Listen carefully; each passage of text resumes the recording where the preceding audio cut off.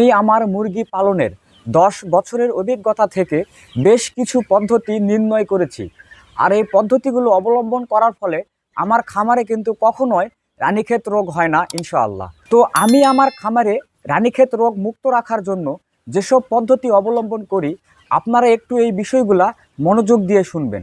যেসব পদ্ধতি আপনারা অবলম্বন করবেন, কেবলমাত্র খামারের সঙ্গে জড়িত তারাই শুধু জীবাণুমুক্ত হয়ে খামারে প্রবেশ করবেন।